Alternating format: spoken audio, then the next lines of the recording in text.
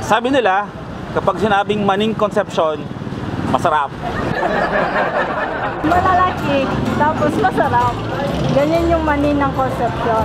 Tapos ano pa ibang Mani ng Concepcion? May hubad. Wala sa laman.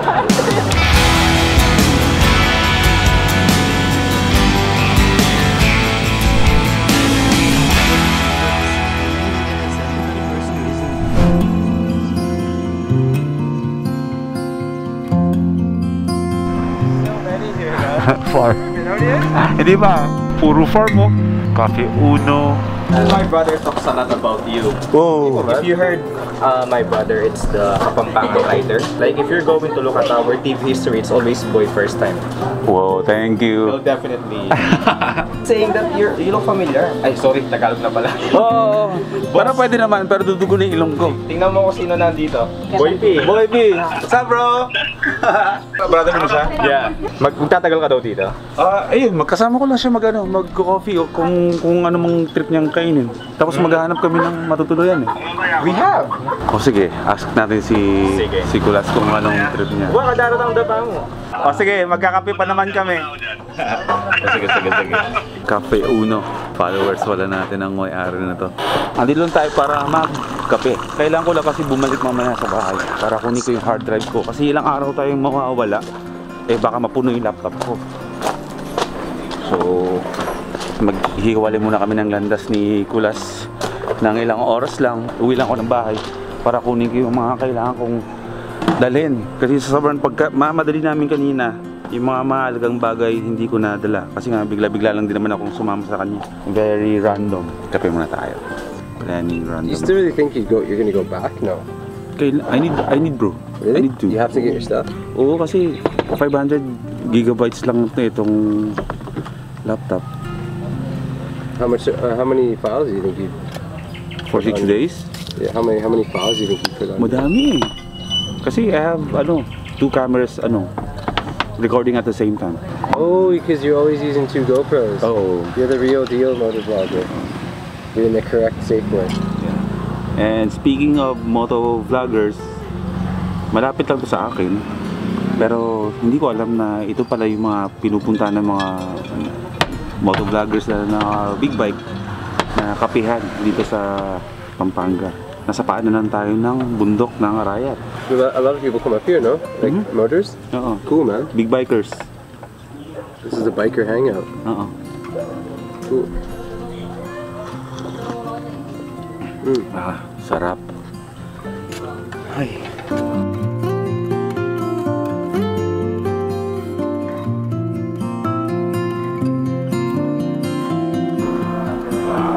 Don't worry, hindi magdugo sa ilong.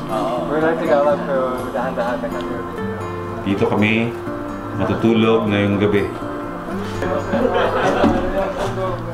So dito na matutulog si Kulas.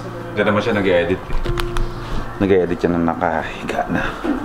Kailangan ko munang bumalik ng Malolos. 1 oras kalahati, one way. 3 hours yun bago ako makabalik ulit dito. Ayaw niya akong payagan umuwi kasi nga siguro nag-aalala. Pero okay lang naman, mag-iingat tayo pabalik. Pagod na ako kasi nga galing ako ng 4 na araw na event kasama ang Suzuki. Pero love natin yung ganitong klaseng gawain. So mag-spend tayo ng magdamag dito. Merong pool dyan sa labas. Pwede kang tumambay dyan sa pasilyo. Pwede kang umabang ng sunset, sunrise bukas. Basta 6 AM bukas, gigising na kami para makapag-breakfast dun ulit sa Cafe Uno sa baba.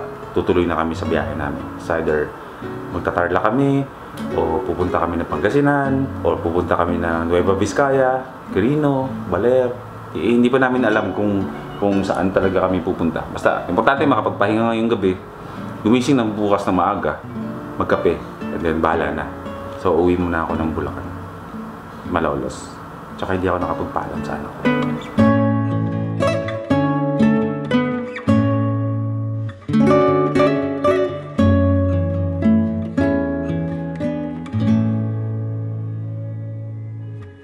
Good morning!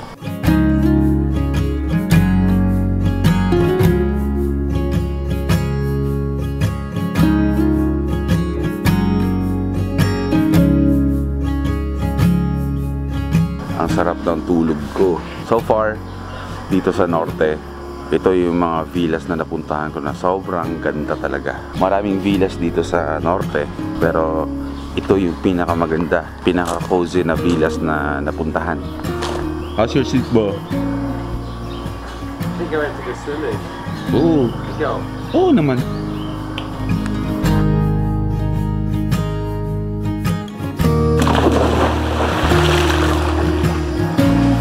Sakto lang.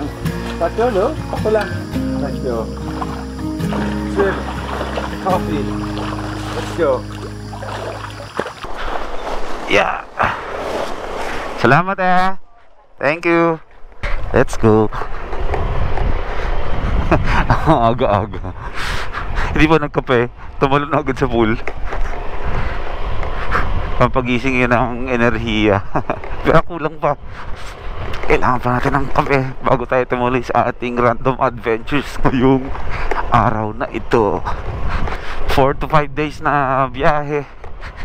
Hindi ako makakakain ng maayos nito kasi yung brace ko, yung wire napatid. Alayo ko sa aking dentista. Good luck. Pero okay lang. Tayo. Papayat goals para gumaan.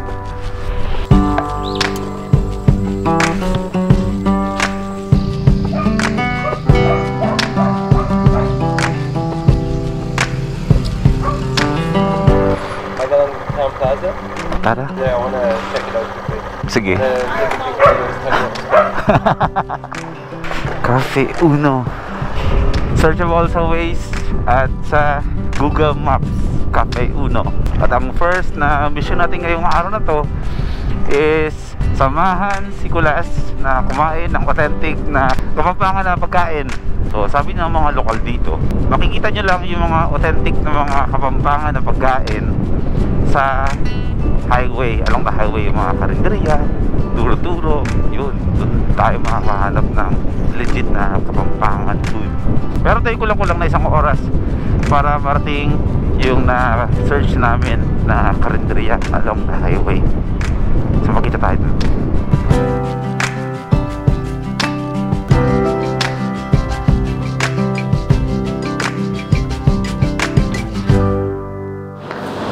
Let's go. Okay, welcome to Milas. Ang Milas ay nagsimula daw noong 1987. 6 years old ako nun. So hulaan nyo kung kailan ako pinanganak. Pag nahulaan nyo kung kailan ako pinanganak, anong year, malalaman nyo kung anong edad ko ngayon.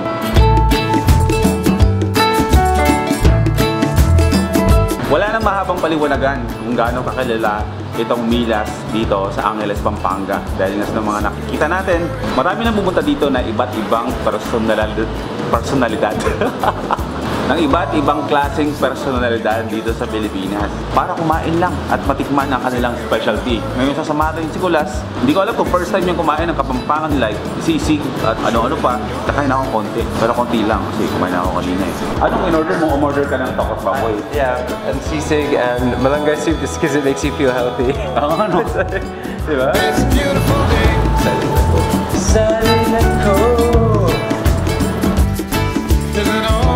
This is the real deal. We are here right now at Milas. This is their sisig, and right away I can see there's no egg, but is there? Parang pagkapampangan yata walang egg. No egg in the sisig. It actually looks really nice. I'm the kind of person who isn't super big on fatty textures, and this kind of reminds me. It almost looks like strings of lechon, even though it's oh, it is pork. First ever bite. Milas sisig, straight up, still steaming. No.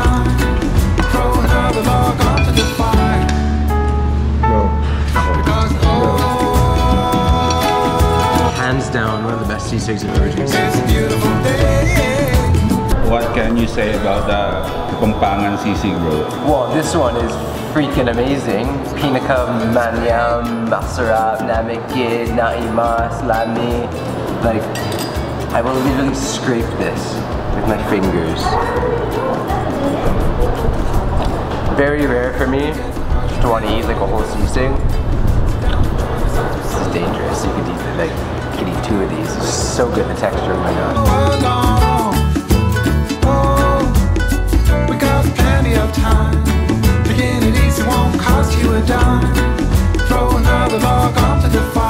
second stop, Susie's Cuisine, dito mismo sa sentro ng Angeles, Pampanga.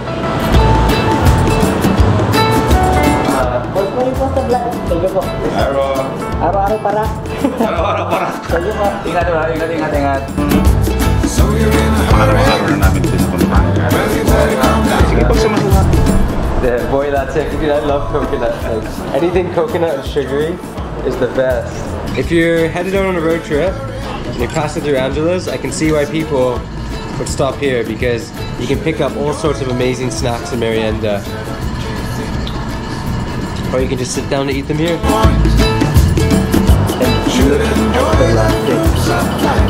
So unique.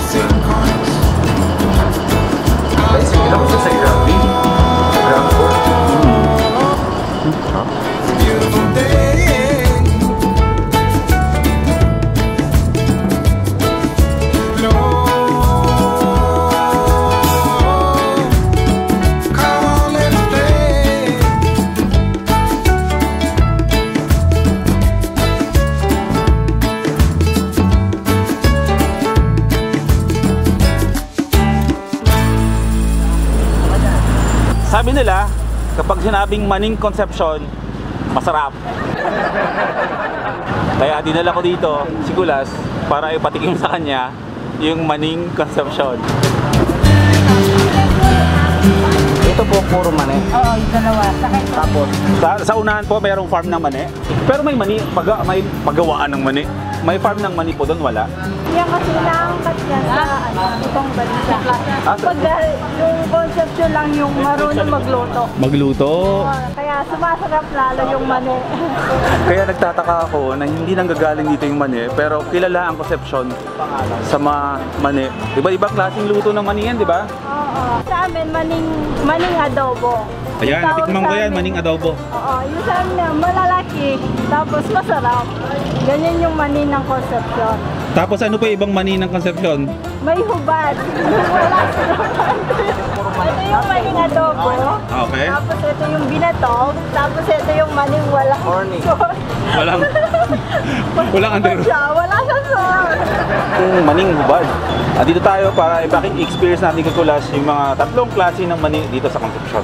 I'd just like to thank you, boy, first time for giving me this amazing, incredible mani experience dito sa Concepcion. I mean, look it. Bawang. And then this is mais, diba? Yes. Mais. Init pa, mani. I don't know about you, but I am shocked by how many mani are here in Concepcion.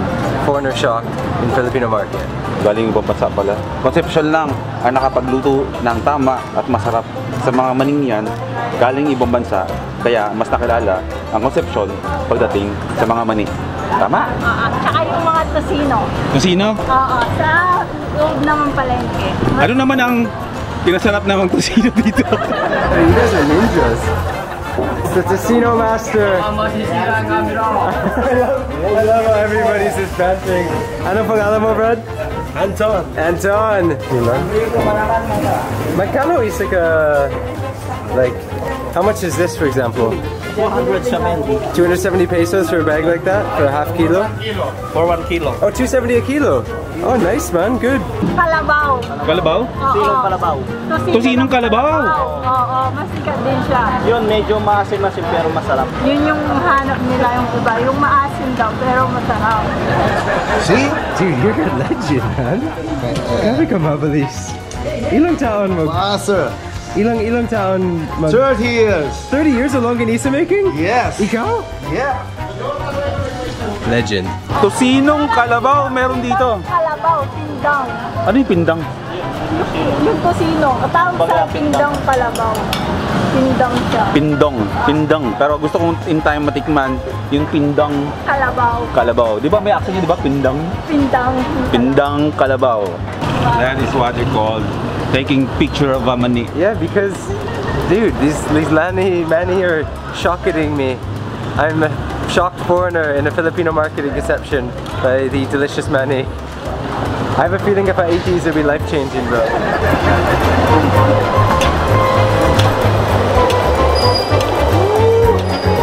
Init pa.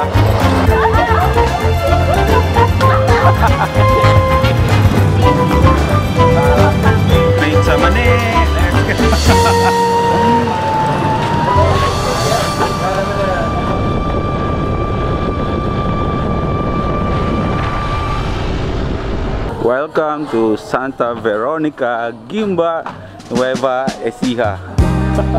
2:30 ng hapon, mainit ang panahon, plus mainit na kape. Binibenta to? My weakness. Magkano to? Kayo mismo gumawa nito? Pinapatinda lang. Pinapatinda? Oh, sige, parang wow. Ang ganda. Magkano ito? 100. Bibili ko yung anak ko. Dati, yung paa ko, sobrang daming ganyan. Kasi bawat lugar na pinupuntahan ko sa mga beaches, kahit sa ang parte ng Pilipinas, ay bumibili ako ng mga ganito. Lahat yung binubuhay ko sa paa ko. Pero tinanggal ko na lang. Pero favorite kasi ng anak ko to, kaya papasalubungan ko. Been waiting for this moment all day. I love Maja Blanca. Oh my gosh. That is creamy. You can see the oil coming from the coconut bits of sugar. Pagkatapos na tayo magkape dito, diretso na tayo. Makakil tayo ng Baguio. Tibok-tibok? No, Tiboy. Tiboy-tiboy? Ano to ba? Gawa sa gatas ng kalabaw. Yung binili kanina sa Pampanga. Creamy, no? Oh. So nice. And the sweetness is like this. It's like you're riding an island. Like magsakay sa island, there's just waves of sweetness. It's not like, woo! It's like, sweet.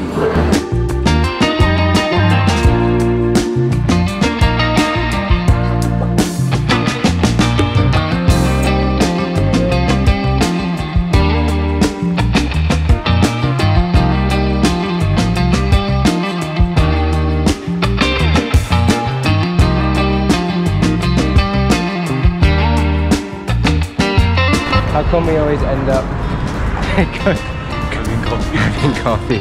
See you inside, my friend. Ready for the drive, bro? We got this.